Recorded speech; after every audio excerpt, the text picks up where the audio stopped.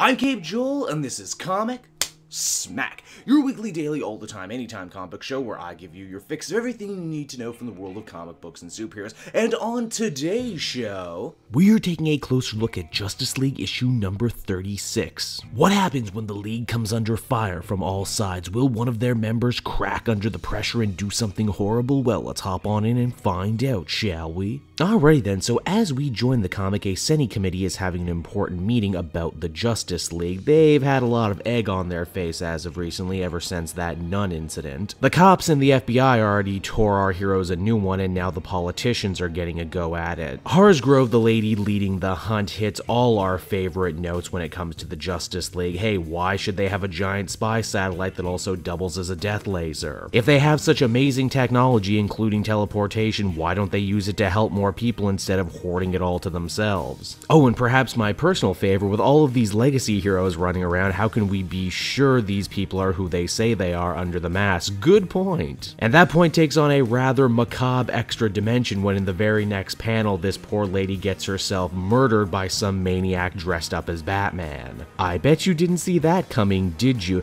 Nightwing is obviously distraught about all of this and as such decides to go to Bruce. He knows that he's been kind of walking the knife's edge as of recently and fears that he may very well have tipped over. Bruce admits that it's rough, he's coming apart at the seams and he can't remember the last time that the League has been under such harsh scrutiny. And oh boy, are things gonna get a lot worse before they get better, because from there we transition on over to Aquaman, who, while going about his duties as King of the Seven Seas, ended up coming upon a group of American nuclear submarines that are in Chinese waters. This is bad, because if they're discovered, this could easily kickstart World War III. This means the League has been once again put into one hell of an awkward position. Do they get involved and make sure bad stuff doesn't happen, even though to do so would be to get involved in international politics, something they try not to do? They figure at the end of the day their goal is to defend people, all peoples, and as such they want to get involved. They figure if they play it just right, Aquaman can use some whales to drag the subs back into international water where everything will be cool. This situation gets further complicated by the fact that all the League members are stressed right now, second guessing themselves, and on top of it, no one's really leading this charge right now. Much as in the previous issue, Cyborg decides to step on up and offer a technological solution to all of the team's problem, which mostly works. What none of our heroes expect, though, is the actual naval men aboard the ship not wanting any help and actually opening fire on the Justice League. Jeez, how ungrateful. They'd rather go down with their ship than accept help from capes. In the end, the heroes saved the day, mostly, kind of. No one exactly feels good about what happened out there. But thankfully, though, no one ended up dying. Batman missed the aftermath, though, as he caught a lead about the copycat Batman and ran off, leaving everyone else in the lurch, saying that he needed to handle this on his own. Now, Simon Baz doesn't exactly like all this lone wolf Batman stuff, and because of it decides to follow after him, only he ends up getting blindsided by the actual fake bats. Who, get this, fake unhinged killer Batman wears a costume much more in line with classic Batman, right down to briefs on the outside and yellow on the bat symbol. He also smokes, which I can't remember the last time I've seen a character smoke in a DC comic. So that was Justice League, everybody, and once again, Christopher Priest goes out of his way to build one heck of a tapestry of a story. I know this kind of pacing isn't for everyone. It worked really good in Deathstroke because that was a very adult, very skullduggery type of story. And while I'm personally all for superhero stories that deal with shades of gray and victories that don't really feel like victories, I feel that's going to turn some people off as well. But for what it's worth, Christopher Priest is crafting a Justice League tale that feels like no other Justice League tale I've ever read before, and you gotta give him big points for that. Even if at the same time the story can feel a little scattershot, but overall I would feel comfortable giving this one a 7.5 out of 10. So that's Justice League, everyone. I hope you enjoyed it, and as always, be sure to take a look at some of these other videos. Then you can follow me on social media at Cape Joel, so you're always up to date on what new videos I got coming out next. And hey, if you like what I do and are feeling in a supportive mood, please by all means check out my Patreon page, linked down in the description. Patrons get exclusive access to videos and content before anyone else, and they can do so for as little as $1 a month. So until next time, everyone, this has been Cape Joel. Thank you so much for watching and listening, and I'll see you all again later. Bye-bye.